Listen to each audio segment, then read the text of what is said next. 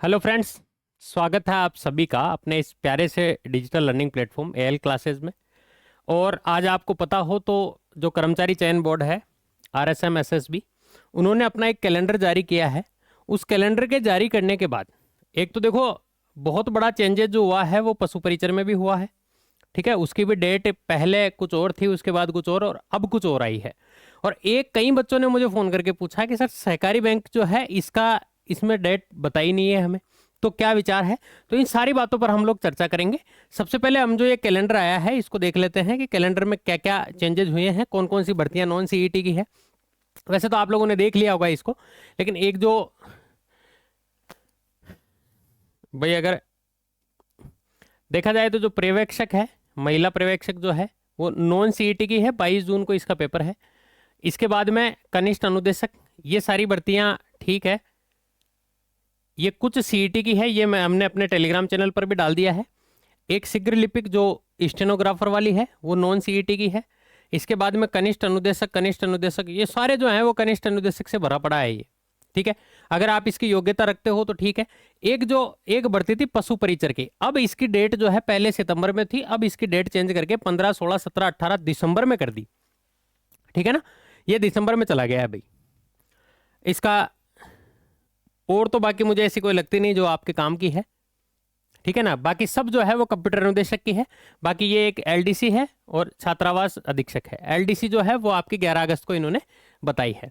ये सीबीटी और ओएमआर है, यानी कंप्यूटर बेस्ड टेस्ट होगा आपका या फिर ओएमआर से होगा। अब देखो ऐसा क्या हुआ कि इसमें इसको क्यों नहीं लिया, सहकारी बैंक की भर्ती को क्यों नहीं लिया। तो आपका एक जो डाउट है मैं दूर कर देता हूं। एक भर्ती बोर्ड है राइसेम, सहकारिता विभाग का जो भर्ती बोर्ड है वो है राइसेम, यानी कि इसकी भर्ती जो होती है कोऑपरेटिव बैंक की वो राइसेम करवाता है, ना कि आरएसएम एसएसबी।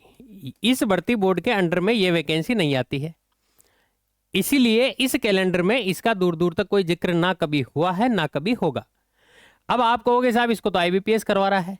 तो देखो ये जो भर्ती बोर्ड है ये अपनी इच्छा से किसी भी एक जो संस्था है उससे अपना एग्जाम कंडक्ट करवा सकता है। इन्होंने हायर किया हुआ है, इनके पास खुद के पास हो सकता है इतने सोर्सेज नहीं रहे हो, तो इन्होंने हायर किया हुआ है आईबीपीएस को। यानी भर्ती बोर्ड जो है वो तो ये है, और इन्होंने ठेका दिया हुआ है आईबीपीएस को कि भाई आप जो है इसका एग्जाम करवाओगे। इसीलिए आप इस बात की चिंता न करें कि साहब इसमें तो दिसंबर तक का कैलेंडर जारी कर दिया, हमारी भर्ती का क्या होगा।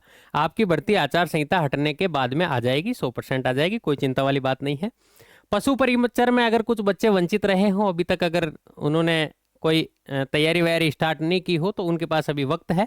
हमने इसका कोर्स भी लॉन्च किया हुआ है, अगर आप देखना चाहें तो डेमो क्लासेस देख सकते हैं, और भी बहुत सारा फ्री कंटेंट जो है वो एप्लीकेशन पे दिया हुआ है, आप उसको चेक कर सकते हैं। और बाकी इसके लिए आप मुझे फ़ोन वगैरह न करें, मैं आपका डाउट क्लियर करने के लिए ही आया था, क्योंकि जब से कैलेंडर जारी हुआ है मेरे पास कई फ़ोन आ चुके हैं अब तक, तो मैंने कहा इसको एक वीडियो बना के और क्लियर कर दिया जाएगा। एक और आपका कन्फ्यूजन है कि हम तैयारी किसकी करें, अब एलडीसी भी आ गई, तो अगर ऐसा भी आपका कोई कन्फ्यूजन है तो मुझे आप बताना, फिर इस पर भी एक जो है जल्द ही वीडियो लेकर आएंगे। ठीक है भाई, थैंक यू सो मच।